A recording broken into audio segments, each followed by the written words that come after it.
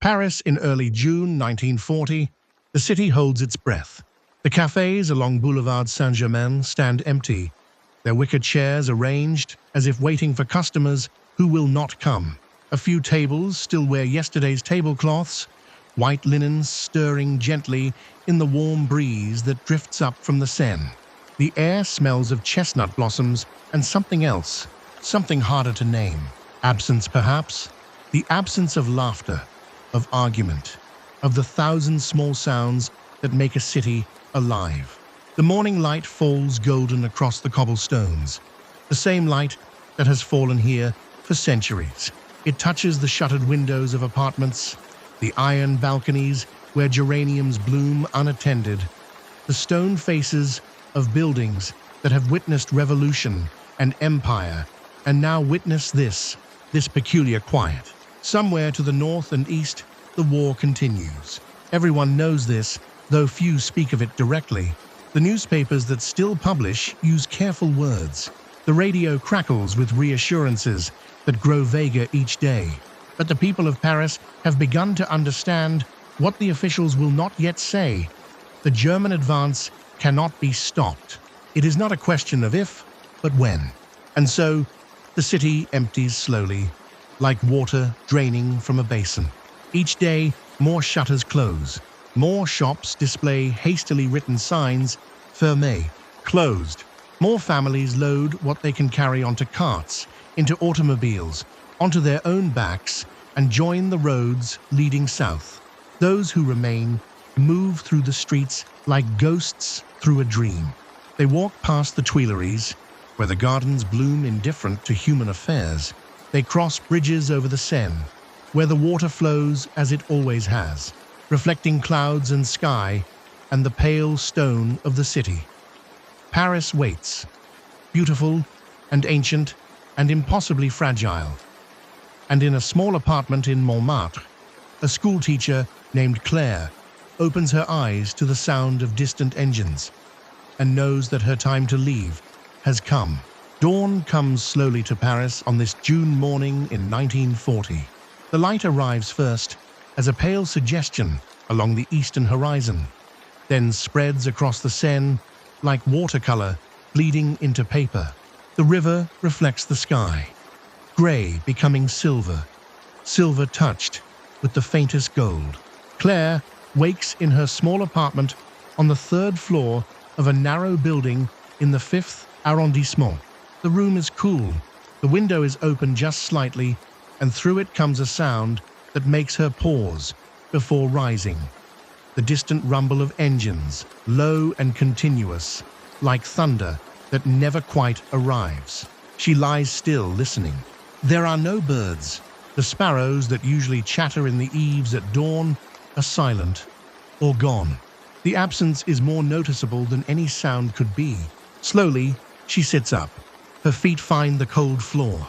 Through the window, she can see the rooftops of the Latin Quarter, the familiar geometry of chimneys and slate. Everything looks as it always has. The same stone, the same iron railings, the same morning light on centuries-old walls. But the city feels different, suspended, as though it is holding its breath. Claire moves to the window and looks down at the street below. It is empty. No delivery carts, no workers heading to the markets, no cafe chairs being set out on the pavement.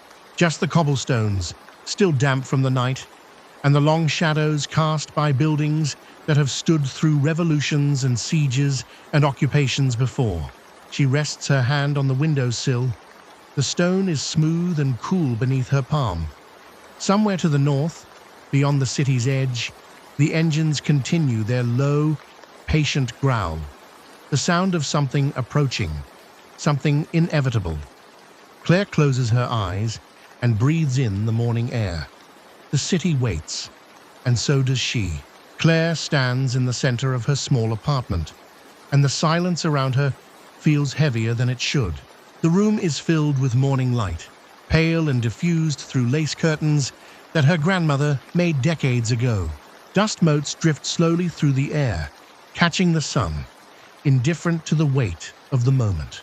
On the table before her, a leather suitcase open and waiting.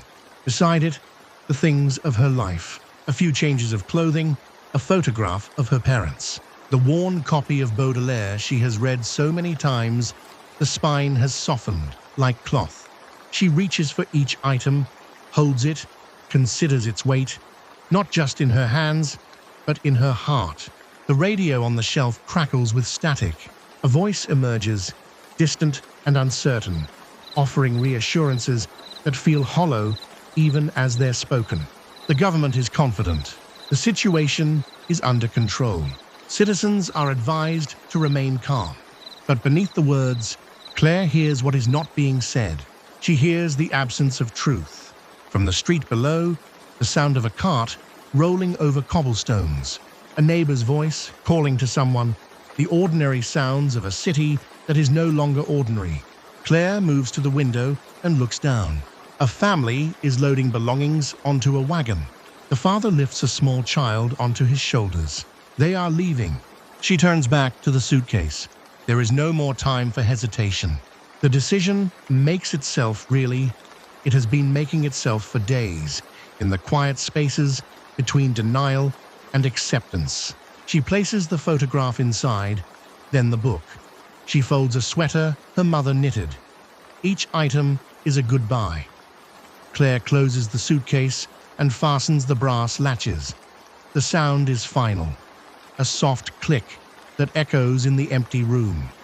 She takes her coat from the hook by the door, and with one last look at the place she has called home, she steps into the hallway and begins her journey south. Claire steps into the street, and the city unfolds before her in a way she has never quite seen before.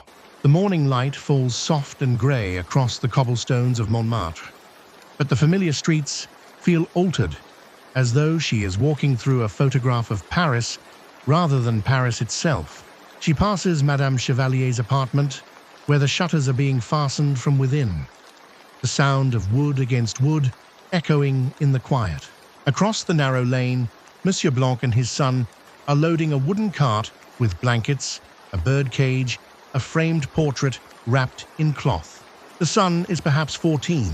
He works without speaking, his face set with a seriousness beyond his years. Claire nods to them. Monsieur Blanc touches the brim of his cap, a small gesture that carries the weight of everything unsaid. Farther down, the bakery stands open.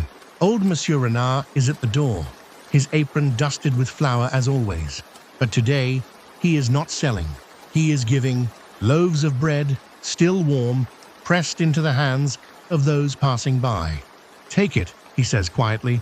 "Take it. I cannot carry it all." Claire accepts a small round loaf. The warmth of it seeps through her gloves. She thanks him, and he nods, his eyes distant, already somewhere else. The streets slope downward, leading her away from the heights of Montmartre toward the river, toward the station. She passes windows covered with tape, doors left ajar, a child's toy forgotten on a doorstep. A bicycle leans against a wall, going nowhere. Above, the sky is pale and empty. No birds, no bells from the churches, only the sound of footsteps, hers and those of others, all moving in the same direction. A slow procession of departure. The city is letting them go, quietly, without fanfare, and Claire walks on through the gentle morning, carrying her small suitcase and the warmth of bread against her heart. The streets narrow as Claire walks eastward, her small suitcase growing heavier with each block.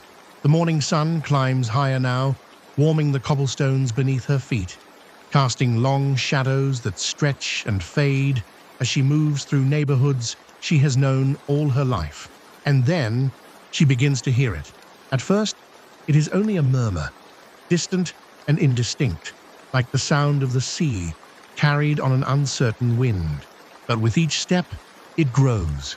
Voices, hundreds of them, perhaps thousands, a low, continuous wash of human sound that rises and falls, but never quite breaks into clarity.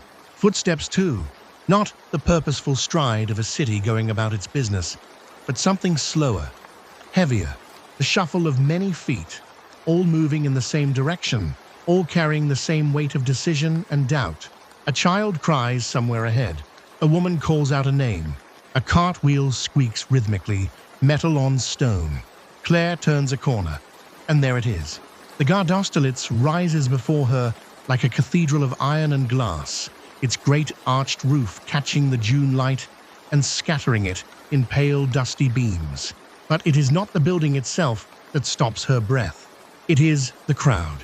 They fill the square before the station, a sea of dark coats and worn luggage, of hats and headscarves, of faces turned toward the entrance as if toward salvation. The sound is overwhelming now, a tide of humanity in motion, pressing forward, patient and desperate all at once. Claire adjusts her grip on the suitcase handle. She takes a breath, tasting coal smoke and summer heat, and something else she cannot name. Then she steps forward, joining the current, letting it carry her toward the great doors. The station swallows her, and with her 1,000 others seeking the same uncertain refuge, the same journey south, the same hope of somewhere else. Inside, the station becomes a cathedral of departure. The great iron ribs arch overhead, holding glass panels that filter the June light into something pale and diffused, almost underwater.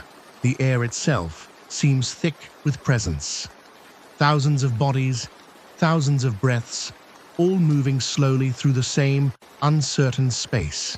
Claire stands just inside the entrance, letting her eyes adjust. The sound is what strikes her first. Not chaos, but a low, continuous murmur, like distant surf. Voices blend together. Questions without answers, names called softly. Children asking when they'll arrive, though no one knows where they're going. Beneath it all, the hiss of steam from locomotives, the metallic clang of coupling cars, the echo of footsteps on stone that seems to come from everywhere and nowhere. The smell is coal smoke and sweat, bread and anxiety, the particular scent of wool coats worn too long. She moves forward, her suitcase heavy in her hand, joining the slow river of people flowing toward the platforms. Families cluster on benches and against walls. A woman sits on a trunk, her hat askew, staring at nothing. Two elderly men share a cigarette, their faces carved with exhaustion. Above, the departure boards clatter and spin, showing destinations that may or may not be reachable. Tours, Limoges, Bordeaux. The words seem both specific and impossibly distant. Officials in dark uniforms move through the crowd with clipboards, their faces carefully neutral, offering no comfort and no clarity. Claire finds a space near a pillar and sets down her suitcase. Around her, the great machine of departure continues, slow, inexorable, carrying them all forward into the unknown. The light shifts as clouds pass over the glass roof, and for a moment, everything is shadow. Then brightness returns, soft and forgiving, touching the faces of strangers who have become, in this moment, companions in Exodus. She closes her eyes and listens to the station breathe. Time moves differently in a railway station filled with waiting souls. Claire sits on her suitcase, her back against a pillar of iron painted green many years ago. The paint now chipped and worn by the passage of countless hands. Around her, the great vaulted ceiling holds the murmur of thousands, a low, continuous sound, like distant water, punctuated by a child's cry, a cough, the scrape of luggage across stone. The light filtering through the glass roof has a peculiar quality, diffused by grime and the haze of coal smoke that never quite leaves this place. It falls in pale shafts, illuminating dust motes that drift without purpose, suspended in the heavy air. Claire watches them, these tiny particles caught between departure and arrival, going nowhere. Beside her, a woman knits. The needles click with metronomic patience. Click, click, click. a small assertion of normalcy, of routine continuing despite everything. The woman's fingers move without thought, muscle memory guiding the yarn into patterns she's created 1,000 times before. She doesn't look at her work. Her eyes are fixed on the departure board, though nothing has changed in over an hour. Across the way, an elderly man reads a newspaper. Claire notices he hasn't turned the page. His eyes move across the same lines again and again, not reading, simply occupying himself with the familiar shape of words, the ritual of information, even when information has ceased to mean anything certain. A whistle sounds somewhere distant in the rail yards. Heads turn, a ripple of attention moving through the crowd, but no train appears. The moment passes. People settle back into their waiting. Claire closes her eyes and listens to the station breathe, the shuffle of feet, the low conversations in a dozen regional accents, the hiss of steam from somewhere beyond the platforms. Time stretches, becomes elastic, becomes something to be endured rather than measured. And in this suspension, there is almost a kind of peace. In the waiting hall, information moves like water through sand, slowly filtering through layers of tired bodies and anxious minds. A rumor begins somewhere near the ticket windows and spreads outward in ripples. The Germans have crossed the Seine. No, they've stopped at Compiègne. No, they're already in Versailles. Claire listens without moving her head, catching fragments of conversation that drift past like leaves on a current. A man in a wool suit speaks with certainty about roads to the south, which are open, which are clogged with vehicles, which have been closed by the military. His companion nods, but his eyes betray doubt. Behind her, two women debate in hushed tones whether the government has already left the capital. One insists she saw ministers' cars heading south yesterday. The other says it's only a precaution, that Paris will never fall, that the line will hold. The words blend together into a low murmur, a collective attempt to make sense of the senseless. Each rumor is grasped at, examined, passed along, or discarded. No one knows what is true. The radio broadcasts have become vague, reassuring in a way that reassures no one. A railway official walks through the crowd, and people turn toward him like flowers toward light, hoping for solid information. But he only shakes his head, says something about delays, about doing their best. He disappears back into his office, and the whispering resumes. Claire closes her eyes and lets the voices wash over her. She realizes that the truth of what is happening doesn't matter in this moment. What matters is the train, whenever it comes, and the simple act of leaving. The details of the catastrophe can wait. She feels the woman beside her shift slightly, the needles of her knitting clicking in a steady rhythm. That small sound, constant and purposeful, becomes an anchor in the sea of uncertain voices. And Claire breathes, and waits, and lets the rumors drift past like smoke.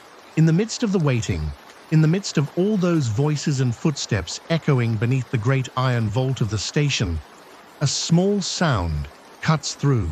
The clatter of wood on stone, sharp, distinct, then rolling. Claire looks down. A toy horse, carved from pale wood, worn smooth by small hands. It has come to rest against her shoe. She bends slowly, her joints stiff from sitting, and picks it up. The horse is warm, as though it carries the heat of the child who held it. A few feet away, a boy stands frozen. Perhaps 4 years old, maybe 5.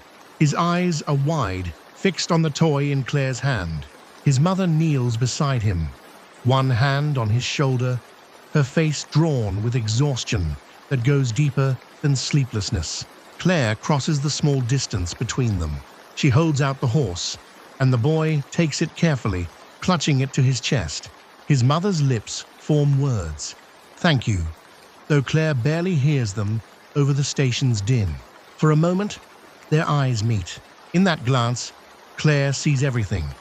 The weight of decisions made in haste, the fear of what lies ahead, the fierce determination to keep this child safe no matter what the cost. She sees herself reflected there too. Different circumstances perhaps, but the same uncertainty, the same fragile hope. The boy's fingers tighten around the wooden horse. His mother nods once more, then turns, guiding him back to their place among the luggage and the waiting families. Claire returns to her suitcase. She sits again, feeling the hardness of it beneath her, the ache in her back. But something has shifted, something small and quiet. In the giving and receiving of a child's toy, in that brief exchange of recognition, there was a reminder, even here, even now, there is still kindness, still connection. The station continues its slow chaos around her, and Claire waits, a little less alone than before. The announcement comes without warning, crackling through the station's ancient speakers like a voice from another world. The words are distorted by distance and static, but certain sounds cut through. Tours, Bordeaux, Platform 7. The crowd stirs, a slow wave of motion rippling through the exhausted thousands who have been waiting since dawn. Claire rises from her suitcase, her legs stiff, her back aching from hours of sitting on hard leather. Around her, others are doing the same, gathering children, folding blankets, lifting bags that seem heavier now than when they arrived. There is no rush, no panic. Everyone is too tired for that.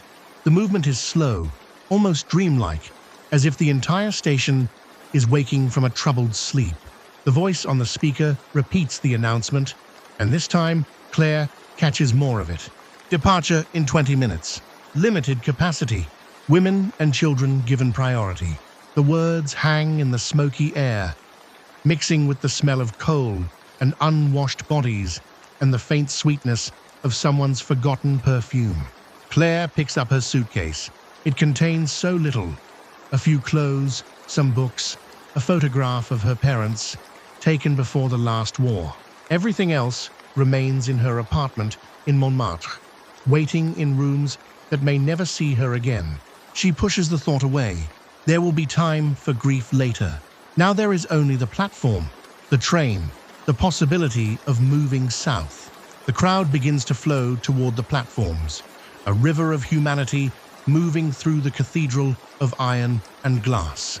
Claire lets herself be carried along, one person among thousands, all of them seeking the same thing: distance from what is coming, space to breathe, a few more days of ordinary life before the world changes completely. Platform 7 rises ahead through the haze, and somewhere beyond it, a train is waiting in the June morning light. The crowd moves as one body, slow and purposeful, toward the waiting train. There is no running now. Everyone is too tired, too laden with belongings, too uncertain of what lies ahead to rush. Claire joins the flow, her suitcase heavy in her hand, her other arm clutching a cloth bag with bread and a few photographs wrapped in paper. The platform narrows near the carriages. Bodies press closer together. She can smell wool and sweat, the metallic tang of the train itself, the coal smoke that hangs in the warm June air. A conductor stands by the steps, his uniform rumpled, his face gray with exhaustion. He no longer checks tickets. He simply waves people aboard, car after car, until there is no more room, and then he waves them to the next. Claire waits her turn. A woman ahead of her struggles with a trunk, and two men lift it together, wordlessly, and hoist it up into the corridor. Small acts of kindness, repeated again and again, as if this is all that remains of the world they knew. She climbs the metal steps. They are worn smooth by decades of travelers. Inside, the corridor is dim and narrow, lined with compartments already filled to capacity. She moves slowly, excusing herself past families seated on luggage in the aisle, past an old woman leaning against the window, eyes closed. Finally, a third-class compartment with a sliver of space. Wooden benches, a small overhead rack already overflowing. A farmer nods, shifts slightly to make room. A young mother holds sleeping twins. A priest sits in the corner, hands folded over a worn Bible. An artist clutches a leather portfolio to his chest as if it contains everything he has left. Claire sets her suitcase down and sits. The wood is hard beneath her. The air is close, but she is aboard. The train will leave, and for this moment, that is all that matters. The compartment settles into a rhythm of breathing and silence. Claire finds herself studying the faces around her, strangers bound together by circumstance, each carrying their own invisible weight. Across from her sits a farmer, perhaps 60 years old. His hands rest on his knees, thick and calloused, the nails rimmed with soil that no amount of washing could remove. He wears a dark jacket, too heavy for June, and his eyes remain fixed on the passing landscape as though he might memorize every field, every hedgerow, every kilometer that separates him from his land. Beside him, a young mother cradles twin girls, perhaps 3 years old. They've finally fallen asleep, their small heads resting against her shoulders, their breathing soft and synchronized. The mother's face shows exhaustion beyond mere sleeplessness, a weariness of the soul, but her arms remain steady, protective, creating a small fortress of safety in the uncertain world. In the corner, a priest sits with a worn leather Bible resting closed in his lap. His collar is slightly askew, and his fingers occasionally move as though counting invisible rosary beads. His lips form silent words, prayers perhaps, or simply the names of parishioners left behind. By the window, an artist clutches a leather portfolio to his chest like a child. It's battered at the corners, tied with string. Whatever it contains, sketches, paintings, fragments of a life's work, he guards it with a fierce, quiet desperation. His eyes are red-rimmed, whether from smoke or tears, Claire cannot tell. These are her companions now. Not friends, not family, but fellow travelers on this exodus. Each face tells a story of what was left behind. Homes, work, memories, pieces of themselves scattered across the roads leading south. And in this small, crowded space, they rest together, strangers becoming witnesses to each other's survival. The whistle comes without warning, a long, mournful sound that cuts through the murmur of voices and the shuffle of feet. It echoes beneath the iron canopy of the station, rising up through the smoke and the summer dust, a sound that seems to come from another era, from all the departures that have ever been. Claire feels the train shudder beneath her, a tremor that runs through the floor of the compartment, through the wooden bench, through her hands resting on her suitcase. The machinery is waking. Steam hisses from somewhere below, white clouds billowing past the window, obscuring the platform for a moment. Then, slowly, so slowly at first she isn't certain it's happening, the platform begins to move. Or rather, they begin to move. The train pulls away with a reluctance that mirrors her own heart. The faces on the platform slide past. A woman raises her hand, though Claire doesn't know if the gesture is meant for her or for someone else. An official in a dark uniform watches impassively, his hands behind his back. A child runs alongside for a few steps, then stops, left behind. The great glass and iron vault of the station stretches above them, then falls away.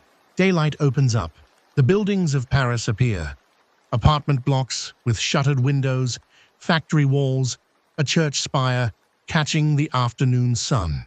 Claire presses her palm against the glass. It's warm from the June heat. The city passes in a slow procession, familiar streets seen from this unfamiliar angle. The rooftops she has known all her life, now receding, growing smaller. No one in the compartment speaks. The wheels find their rhythm on the rails, a steady, hypnotic pulse that will carry them through the hours ahead. The train whistle sounds once more, farther away now, as if calling back to the city they're leaving. And Paris, silent and still, offers no answer. The train gathers speed, and Paris begins to fall away behind them. The iron lattice of bridges, the grey stone of apartment buildings, the narrow streets where Claire had walked 1,000 times, all of it slides past the window like a dream dissolving at dawn. The suburbs unfold in a slow procession. Ivry-sur-Seine, Vitry, names she had seen on maps, on tickets, on the sides of buses. Now each one is a small farewell, a marker of distance growing between her and everything she has known. The buildings grow lower, more scattered. Gardens appear between houses. Washing hangs on lines, white sheets moving gently in the breeze, as if the world were still ordinary. The rhythm of the wheels becomes steady now, a constant pulse beneath everything. Claire feels it in her bones, in her breathing. The compartment sways gently, and the other passengers settle into the motion, bodies finding balance against the movement. It is almost soothing, this rhythm, ancient, mechanical, indifferent to borders or armies or fear. Through the window, she watches a woman in a garden straighten up from her work, one hand shading her eyes as the train passes. For a moment, their gazes meet across the distance. Then, the woman is gone, left behind, still standing in her garden, while the train carries Claire farther south. The city's edge frays and dissolves. The last factory, the last cluster of workers' houses. Then open land begins. Fields stretching toward the horizon, trees standing in patient rows. The sky seems wider here, less confined by rooftops and spires. Claire rests her forehead against the cool glass. The vibration travels through her skull, a gentle tremor that empties thought. Behind her, Paris continues to exist, but she is no longer part of it. The train carries her forward into uncertainty, but also into distance, into the mercy of miles. The wheels turn, the rails sing their iron song, and slowly, very slowly, the weight begins to shift from what is lost to what might yet be found. The suburbs fall away behind them now, and the countryside opens like a book of green pages, each one turning slowly beneath the wheels. The rhythm of the train settles into something almost soothing, a steady pulse that carries them deeper into the heart of France, away from the stone and smoke of the city. Through the compartment window, Claire watches fields unfold in every direction.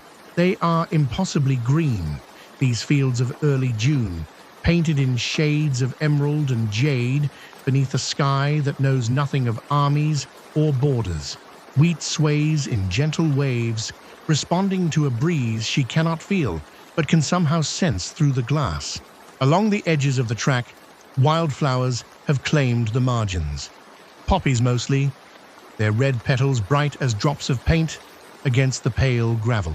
They blur past in ribbons of color, too quick to count, too beautiful to ignore. Claire finds herself following them with her eyes, letting them pull her thoughts away from Paris, away from what she has left behind. The June sun pours through the window, warm on her hands, on her face. It is the same sun that shone on her classroom windows, the same light that fell across her morning table just yesterday, though yesterday feels like another lifetime now. The warmth is almost painful in its indifference, its refusal to acknowledge that anything has changed. A farmhouse passes, its shutters closed, its garden overgrown, then another, and another, each one a small question mark in the landscape. Are they empty? Are families sheltering inside, listening to the trains pass, wondering whether to stay or go? The contrast settles over Claire like a weight.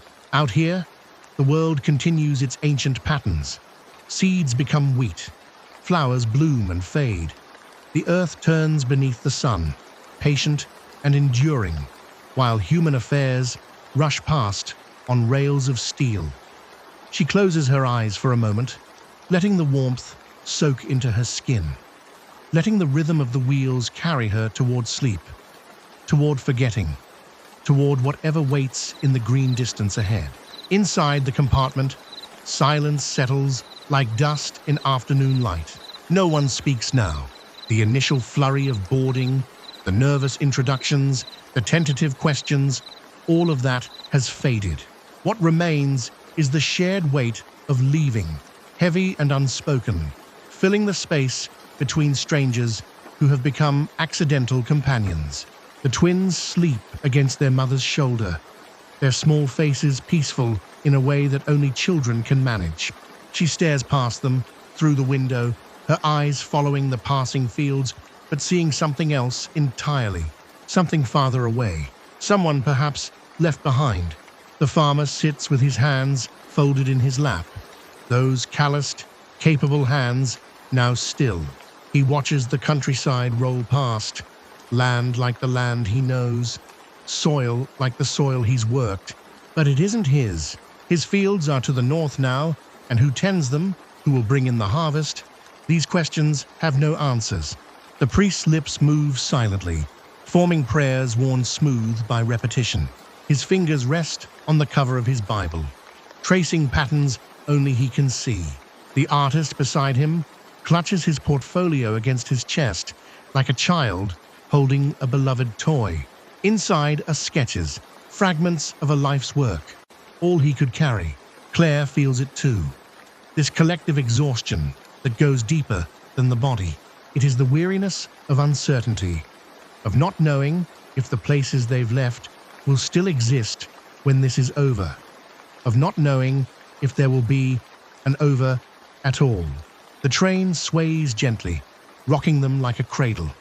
Outside, the June sun continues its slow arc across an indifferent sky. Poppies still bloom, birds still fly.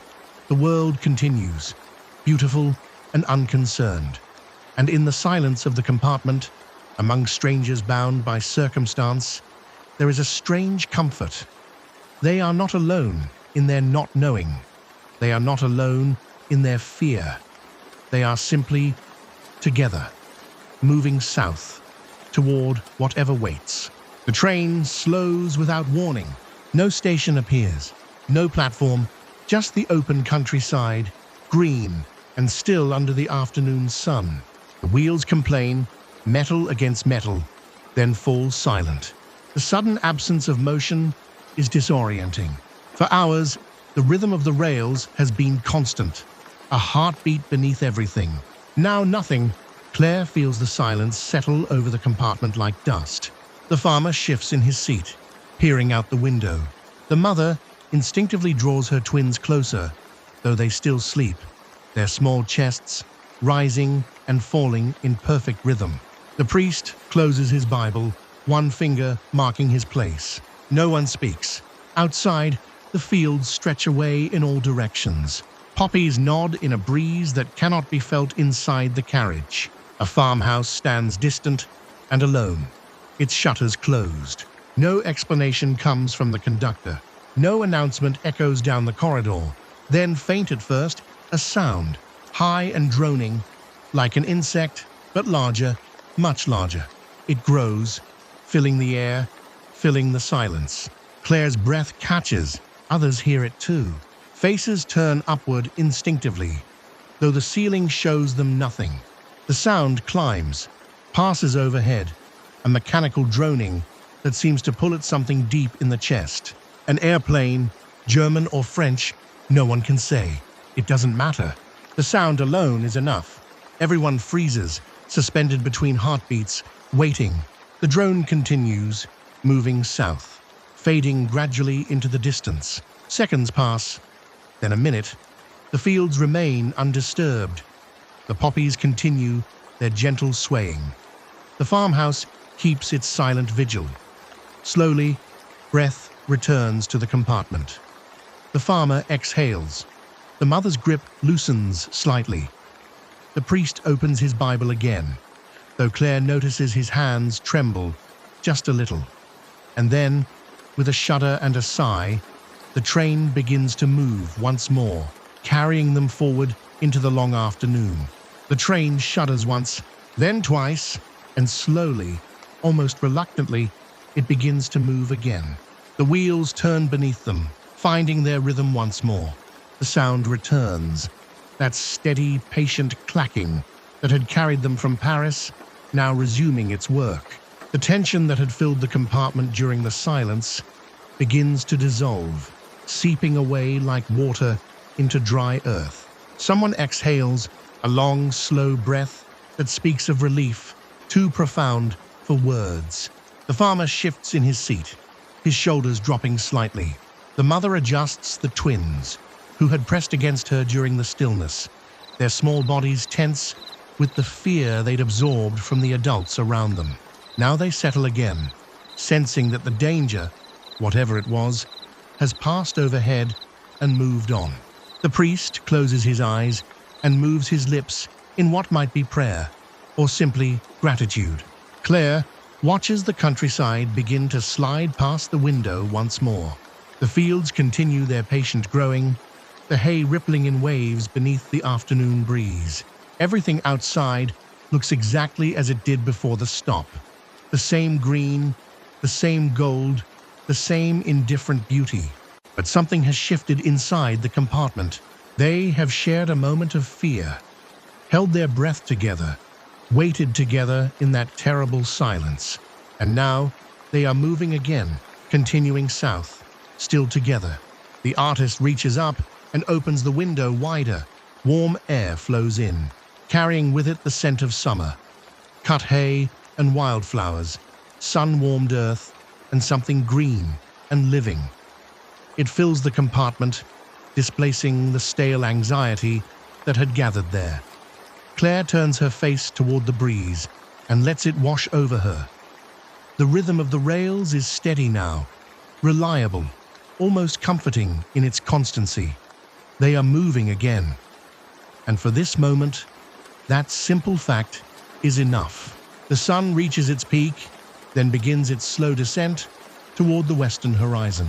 Inside the compartment, the quality of light changes. No longer the harsh brightness of midday, but something softer, more forgiving. The afternoon settles over the train like a gentle hand. Claire watches the shadows lengthen across the fields beyond the window. They stretch eastward now, dark fingers reaching back toward the city she has left behind. The train's own shadow races alongside, visible when the tracks curve, a dark companion keeping pace across the golden wheat. The heat of the day has filled the compartment. Someone has managed to open the upper window, and warm air moves through the space, carrying with it the scent of hay and sun-warmed earth. It is the smell of summer, of harvest time, of a France that continues its ancient rhythms despite everything. The twins stir in their sleep, shifting against their mother's shoulder. The farmer has removed his cap and holds it in his weathered hands, turning it slowly, methodically. The artist's eyes are closed, but Claire cannot tell if he sleeps or simply rests behind his eyelids. The rhythm of the wheels continues, unchanged, unchanging. That steady percussion has become the heartbeat of this journey, reliable, constant, carrying them forward through the long afternoon. Claire feels her own breathing slow to match it, her body swaying gently with the motion of the carriage. Outside, a farmhouse passes. White stone, red tile roof, shutters closed against the heat. A dog stands in the yard, watching the train go by. For a moment, Claire imagines living there, in that stillness, that rootedness. But the image slides away behind them, and there is only the forward motion, the lengthening shadows, and the soft amber light of afternoon filling the compartment like honey. The day is passing. The train moves on, and in this moment, suspended between departure and arrival, there is only the journey itself. The afternoon sun warms the compartment, and with warmth comes a different kind of courage, the courage of small gestures. The young mother reaches into her bag and brings out a loaf of bread. It is wrapped in cloth, slightly crushed from the journey, but when she tears it, the scent fills the small space. Yeast and flour and home. She offers a piece to Claire, then to the others, her movements quiet and deliberate. The farmer, his hands dark with soil that no amount of washing will ever fully remove, pulls from his coat pocket a wedge of cheese wrapped in waxed paper. He breaks it carefully, portioning it with the precision of someone who has always known the value of food. He passes the pieces around without a word, and without a word they are received. The priest produces a bottle of water from his worn satchel. It is nearly full, and he shares it freely, each person taking only a small sip before passing it on. The glass is cool against Claire's lips. She tastes nothing but water, but it feels like communion. No one speaks of payment or debt. No one apologizes for having so little to offer. In this moment, on this train, carrying them away from everything they have known, what they have is enough. More than enough. It is abundance. The twins eat their bread slowly, their small fingers careful not to drop a single crumb. The artist closes his eyes as he chews, as if committing the taste to memory, storing it alongside all the other things he cannot carry. Outside, the fields continue their endless scroll. Inside, strangers have become something else. Not quite family, not quite friends, but fellow travelers bound by circumstance and bread. Claire feels the warmth of the food in her stomach, the warmth of the sun through the window, and beneath it all, the steady rhythm of the rails carrying them forward through the long afternoon, through the soft and settling light. In the dimness of the compartment, something shifts. The silence that has held them for hours begins to soften, to open. The farmer clears his throat quietly and speaks of his land near Chartres. He describes the fields he left behind. Wheat almost ready for harvest, golden under the June sun. He speaks of his horse, old and gentle, left in the care of a neighbor too frail to travel. His voice is low, steady, worn smooth like riverstone. The young mother listens, rocking one of the sleeping twins. She whispers of her husband, a soldier. Last letter, postmarked from somewhere near the Meuse. She doesn't know where he is now. She folds and refolds the letter in her pocket as she speaks. The paper soft from handling, from hope. The artist opens his portfolio just slightly, enough to show the edge of a canvas. A street scene, he says, Montmartre in April. The light was perfect that day. He had planned to submit it to the salon. Now it is all he carries of his studio. The rest abandoned, locked behind a door he may never open again. His fingers trace the painted surface gently, a farewell or a promise. Claire finds herself speaking too. She tells them of her students, their small faces, their questions about the world. She describes the classroom with its tall windows, the way afternoon light would pool on the wooden floor, the sound of chalk on slate. She doesn't say she fears she'll never teach again. She doesn't need to. They all understand what is unspoken. The priest listens to them all, nodding slowly, his worn Bible resting on his knees. He offers no platitudes, only presence, only witness. The train carries them forward through the darkness, and in the sharing of these small stories, these fragments of lives interrupted, there is something like comfort. Not hope, perhaps, but connection. The knowledge that they do not travel alone. And in the rhythm of the rails beneath them, there is something almost like peace. The train begins to slow as the afternoon wears on, and Claire feels the change in rhythm before she sees the reason. The wheels complain softly against the rails, a gradual easing that draws her attention to the window. In the distance, the rooftops of Orléans appear, rising above the gentle hills of the Loire Valley. The city spreads across the horizon, its church spires reaching toward a sky that has grown hazy with the day's warmth. But something is wrong with the picture. A column of smoke rises from somewhere beyond the nearest buildings, dark and steady, climbing into the pale blue afternoon. Claire watches it without speaking. Around her, others have noticed too. The farmer leans forward, his weathered face creased with concern. The young mother pulls her twins closer, though they sleep on, unaware. No one asks what the smoke means. They all know there are many possible answers, and none of them good. The train continues its approach, but it does not turn toward the city center. Instead, it curves along the outskirts, following tracks that skirt the edge of Orléans. Through gaps between buildings, Claire catches glimpses of the station. A mass of people crowding the platforms, more refugees, more families with their lives compressed into suitcases and bundles. There is no room for them there. The train does not even slow to a stop. It simply continues, carrying them past the city, past the smoke, past the crowds who wait in hope of escape. Claire watches Orléans recede behind them. Another place they will not rest. Another city suspended between what was and what will be. The smoke grows smaller in the distance, a dark thread against the sky. The train finds its rhythm again, the wheels settling back into their steady song. They are still moving south, still moving away. And for now, that is all that matters. The river appears without warning, a ribbon of silver unfolding beside the tracks.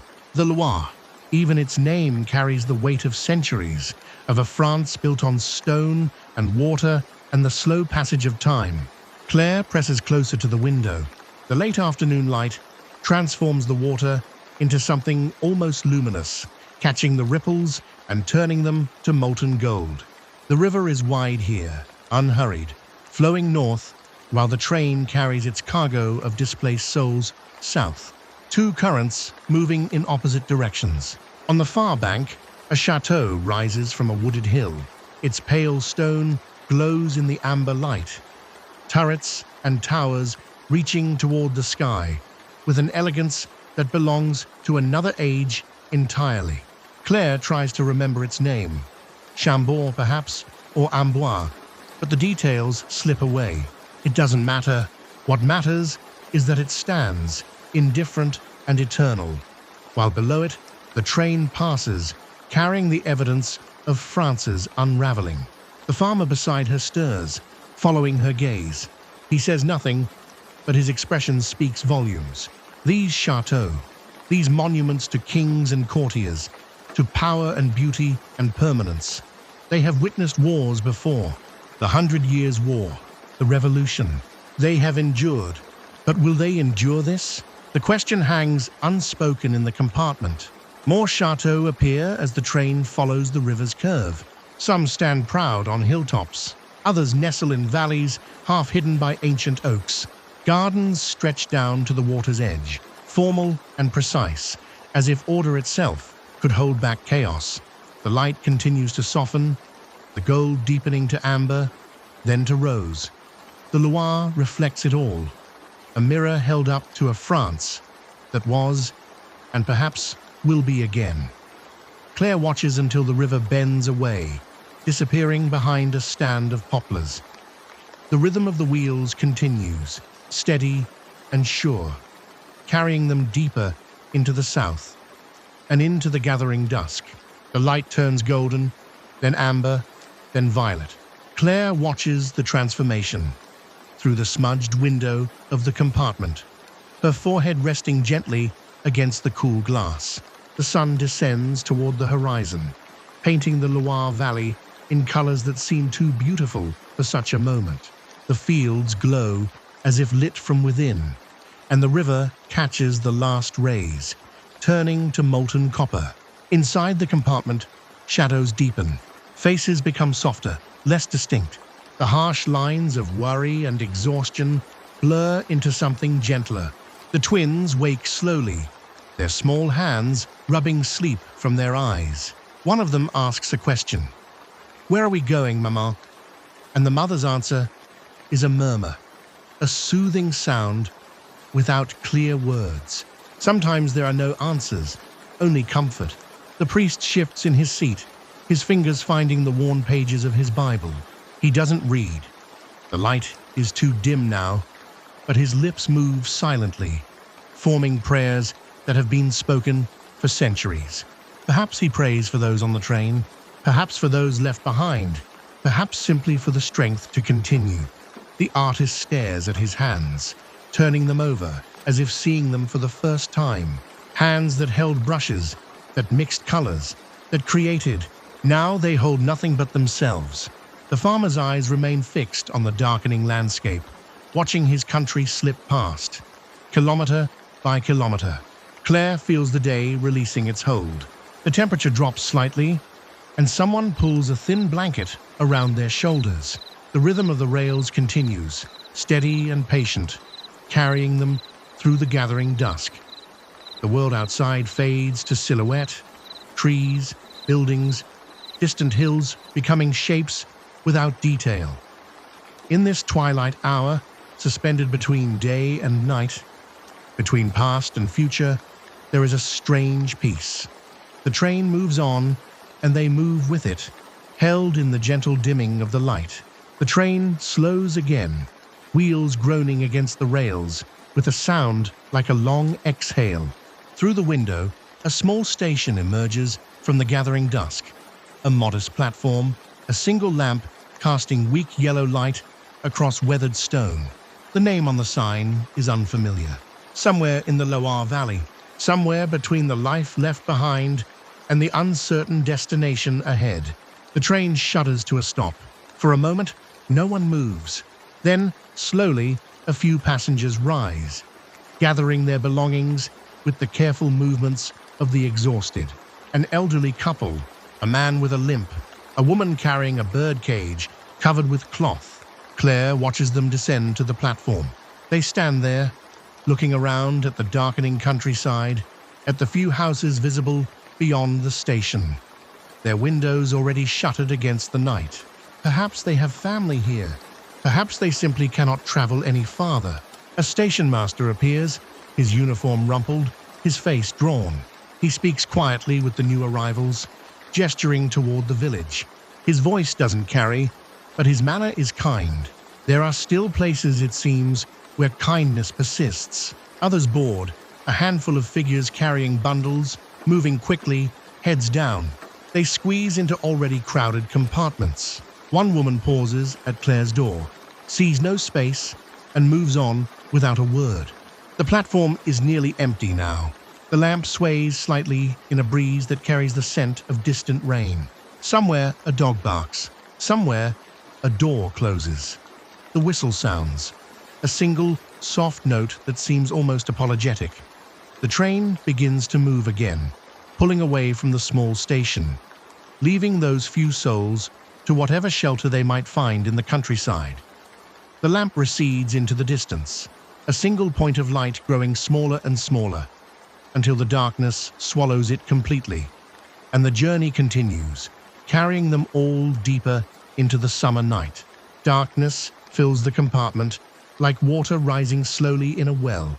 The last traces of violet fade from the western sky, and the world beyond the windows becomes a mystery of shapes and shadows.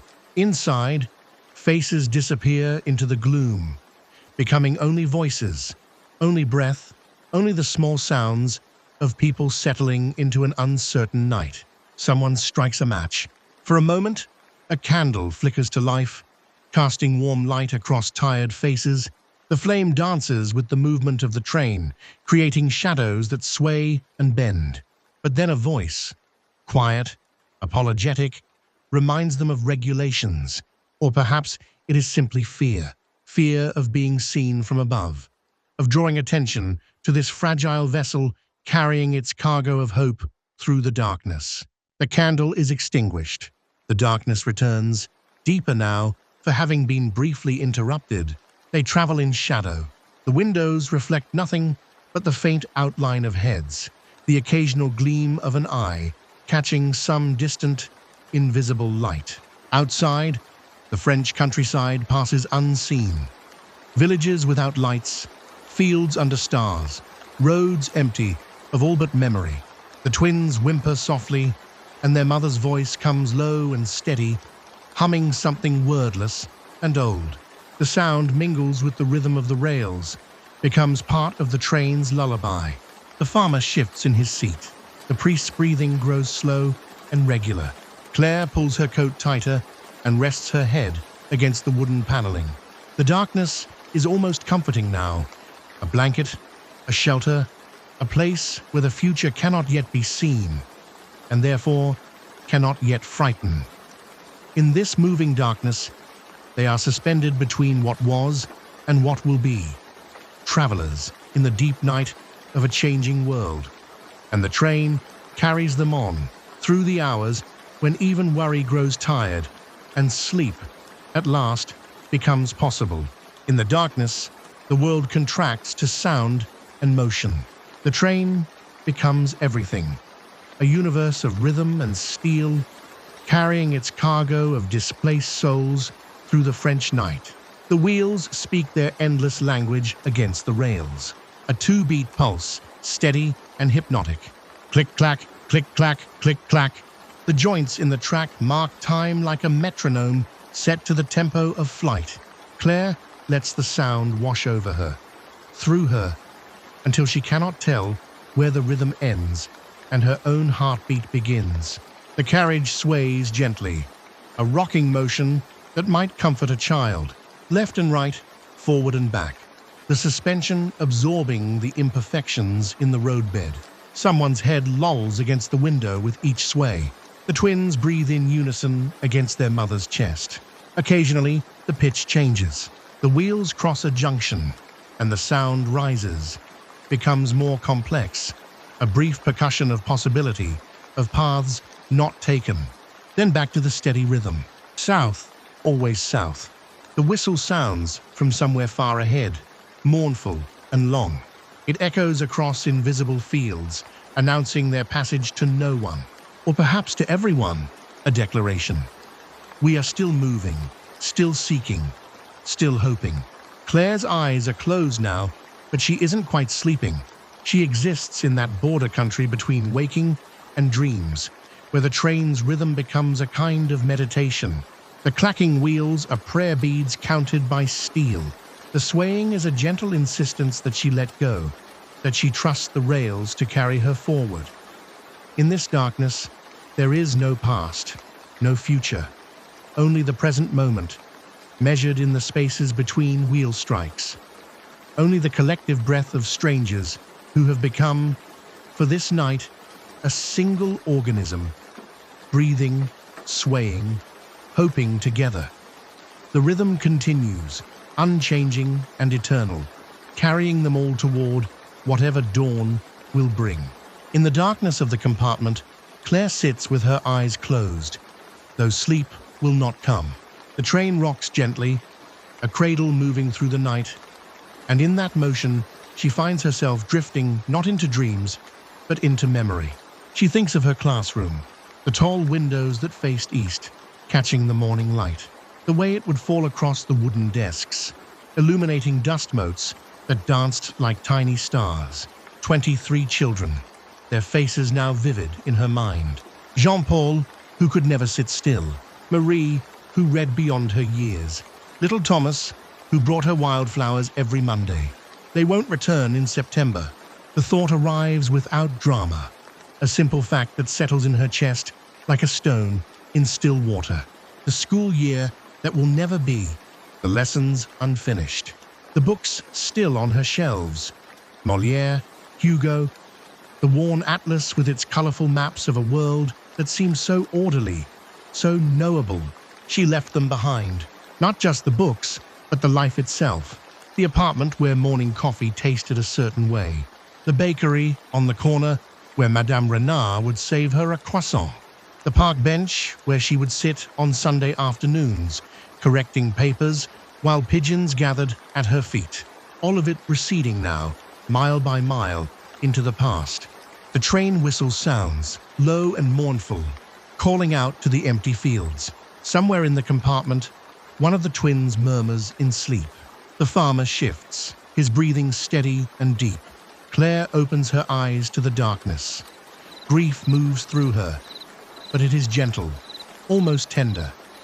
She understands now that she carries it all with her. The classroom, the children's faces, the morning light. Memory is a kind of keeping. Loss is a kind of love. The The wheels continue their rhythm beneath her, steady and sure, carrying her forward through the night toward whatever morning will bring. The train slows as midnight passes into the smallest hours of morning. Through the darkness, the lights of Tours appear, not the bright, confident lights of peacetime, but dim lanterns casting uncertain pools of yellow across empty platforms. The wheels grind to a halt with a long, tired sigh of brakes. Claire stirs from half-sleep, her neck stiff against the wooden compartment wall. Around her, others wake slowly, reluctantly, pulled from whatever dreams or memories had offered brief escape. Outside, the station exists in a kind of twilight. Shadowy figures move along the platform.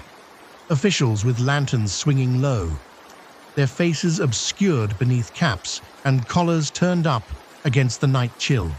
Their footsteps echo in the vast vaulted space above, each sound traveling far in the emptiness. A porter passes, his lamp illuminating the window for just a moment. Claire sees his face, young, exhausted, doing a job that has become something else entirely. He moves on, and the darkness returns. Someone boards their compartment, a railway official with papers that rustle like dry leaves. His voice is quiet, almost apologetic, as he checks documents by the light of a small torch. Claire hands him her identity card. He studies it, nods, hands it back without meeting her eyes. She wonders how many faces he has seen tonight, how many more he will see before dawn. From somewhere in the station comes the sound of a child crying, then a mother's soft shushing.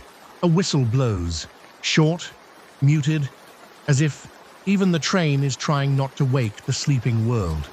The official steps down.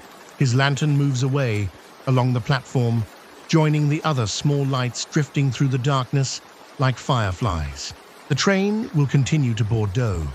Most passengers remain aboard, settling back into their uncomfortable positions, seeking whatever rest the night might still offer.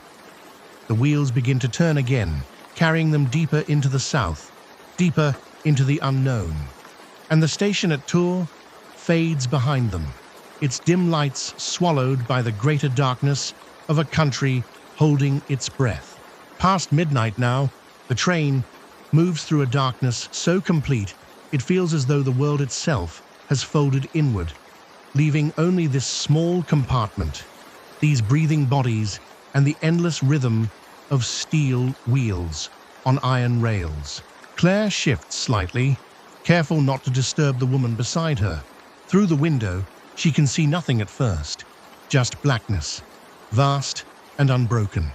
Then, gradually, her eyes adjust. There are stars, thousands of them, scattered across the sky like salt spilled on dark cloth. She cannot remember the last time she saw so many. In Paris, there were always lights, always the glow of the city obscuring the heavens. Out here, in the deep countryside of central France, the stars are astonishing. The twins sleep with their heads on their mother's lap. The farmer's breathing has become slow and regular. Even the priest has nodded off, his Bible resting against his chest, rising and falling with each breath. The train sways gently, a rocking motion almost maternal in its steadiness. Claire feels herself drifting, pulled down by exhaustion and the hypnotic clatter of the wheels. She thinks of nothing in particular now. Not Paris, not the future, not the war pressing down from the north. Just the movement, just the darkness, just the stars wheeling slowly overhead as France passes beneath them, invisible and dreaming. Somewhere in the distance, a church bell tolls once, 2 o'clock perhaps, or 3. Time has become elastic, meaningless. There is only the journey, stretching through the small hours, carrying them south through a country transformed by night into something both strange and deeply familiar. Claire's eyes close. The stars remain, printed on the inside of her eyelids. The train rocks on, a cradle moving through the dark, and for a little while, there is something almost like peace. The darkness begins to thin. almost imperceptibly at first, a gradual softening along the eastern horizon, where night meets the promise of day. Claire stirs from her half-sleep, her neck stiff from the angle against the compartment wall, and sees the world emerging from shadow. The sky transforms through shades of indigo, then violet, then the palest rose. The first light touches the tops of trees, different trees than those around Paris. These are maritime pines, their silhouettes unfamiliar and somehow exotic. The stone of the farmhouses they pass is lighter, almost golden in the growing dawn, not the grey limestone of the north. The landscape has changed while they traveled through darkness. They have crossed some invisible boundary in the night, moved from one France into another. The fields here roll differently. Vineyards appear in neat rows, their leaves catching the early light. A river winds through the distance, its surface beginning to gleam. Inside the compartment, others wake slowly. The twins shift against their mother, who opens her eyes and gazes out at the unfamiliar countryside with an expression Claire cannot quite read. Relief, perhaps, or loss, or simply exhaustion. The farmer straightens in his seat, his weathered hands resting on his knees. The priest folds his hands in silent morning prayer. No one speaks yet. The dawn seems to ask for quiet, for reverence. The train continues its steady rhythm, but somehow it sounds different in the morning light, less urgent, almost gentle. The wheels sing their endless song against the rails, carrying them forward, always forward. The sun lifts clear of the horizon, and suddenly the world is bathed in gold. The warmth touches the window glass, and Claire feels it on her face, soft, forgiving, patient. A new day has arrived, and they are still traveling through it, still moving, still breathing. The light spreads across everything, gentle and complete, washing over the train and its cargo of weary souls with the ancient promise that morning always brings.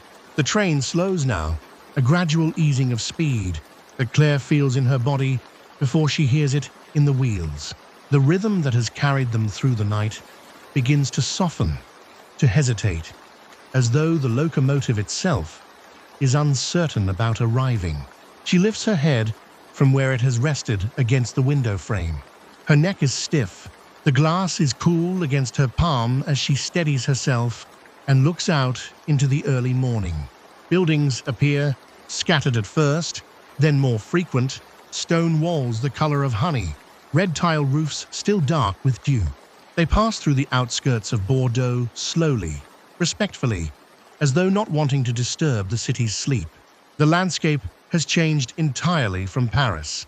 The trees are different here, maritime pines and plane trees with dappled bark. The light itself seems softer, filtered through a thin mist that rises from the land.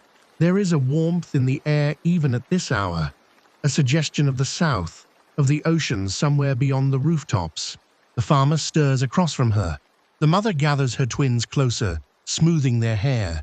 The artist clutches his portfolio tighter, as though preparing to carry it into whatever comes next. More buildings now, warehouses, factories silent in the dawn. Then, the backs of apartment buildings, laundry hanging motionless on balconies, shutters still closed against the night. The city is waking, but slowly, reluctantly. The train's whistle sounds, long and low, announcing their arrival to the morning. The sound echoes off stone walls and cobbled streets, a mournful note that seems to carry all the weight of their journey. The station begins to emerge from the mist ahead, a structure of iron and glass like the one they left behind, but smaller, more modest. Claire can see the platform now, already crowded with figures moving in the half-light.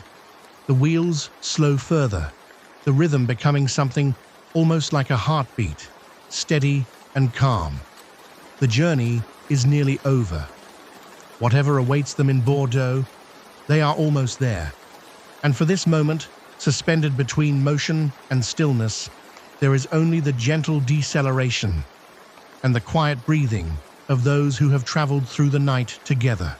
The train pulls into Bordeaux station with a long, exhausted sigh of steam and metal. The wheels slow, and finally stop. For a moment, no one moves. The silence, after so many hours of motion, feels strange, almost unnatural. Claire sits with her hands folded in her lap, feeling the stillness settle into her bones. Outside the window, the platform appears through wisps of steam. Grey stone, iron pillars, morning light filtering through the great glass roof above. Figures move in the mist, station workers with lanterns, officials in dark uniforms, other travelers already disembarking from carriages ahead.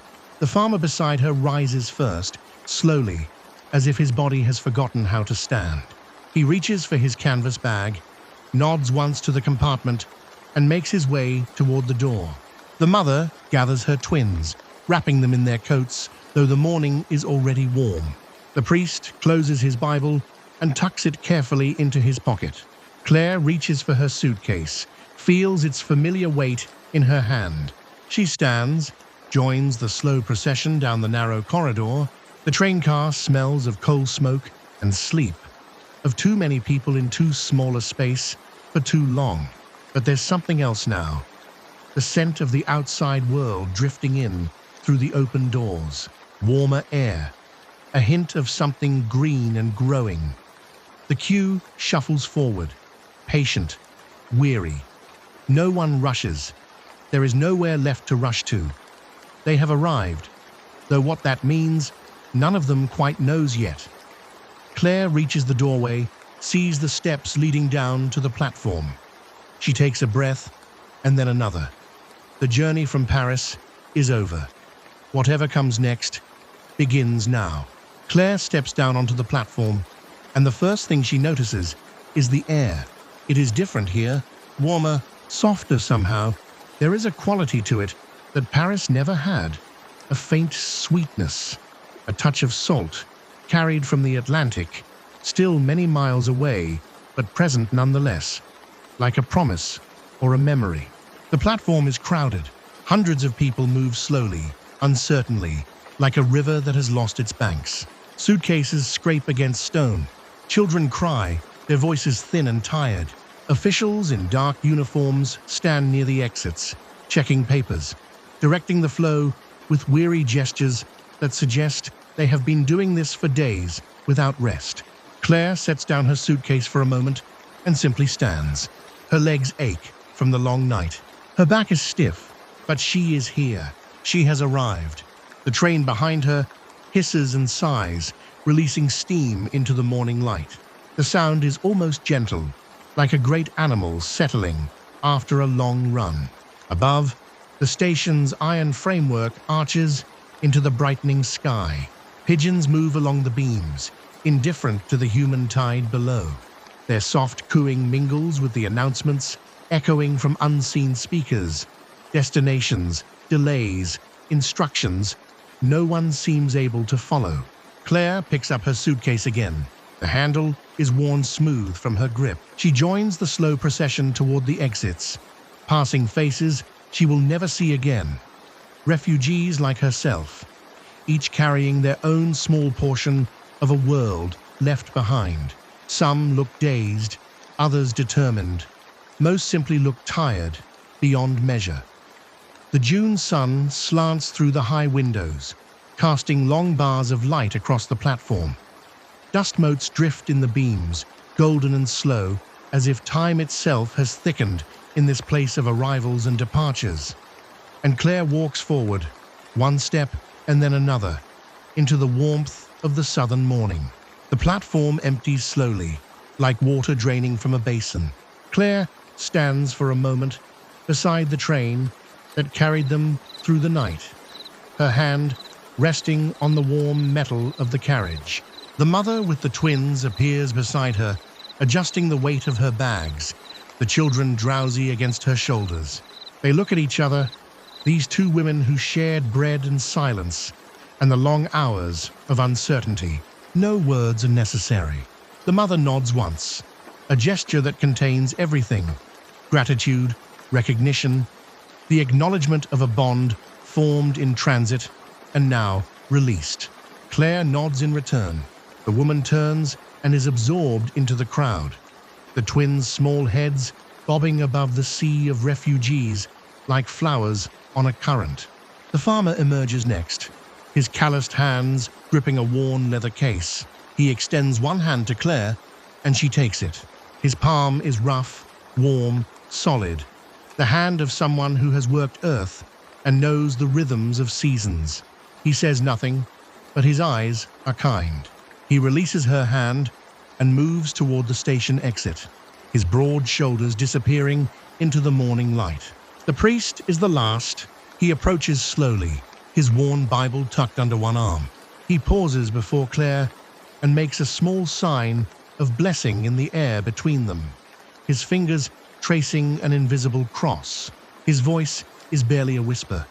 Que Dieu vous garde. May God keep you.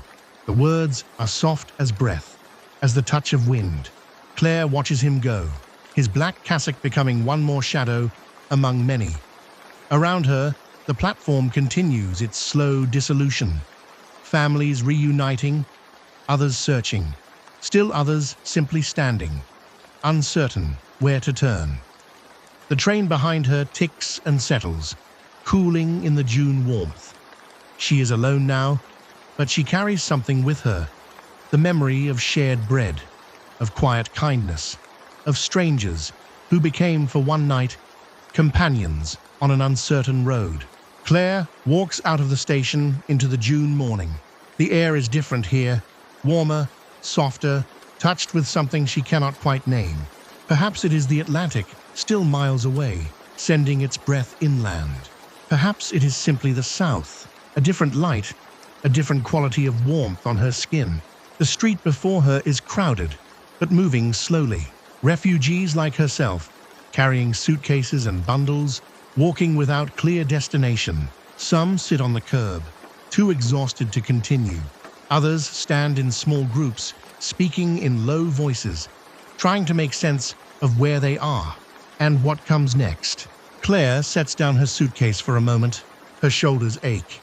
Her feet are swollen in her shoes. But she is here. She has made the journey. The train brought her through the night, across a France she barely recognized in darkness, and delivered her to this unfamiliar city. She does not know what will happen now. There is talk of ships leaving for England, for North Africa. There is talk of the government itself fleeing farther south. There are rumors of armistice, of surrender, of resistance. Everything is uncertain. Everything is in motion. But for this moment, Claire simply stands in the morning light. She watches a woman across the street hang washing from a window, as if the world was still ordinary. She hears church bells in the distance, marking the hour. She smells bread baking somewhere nearby. Life continuing, even now. She picks up her suitcase again, one step, then another.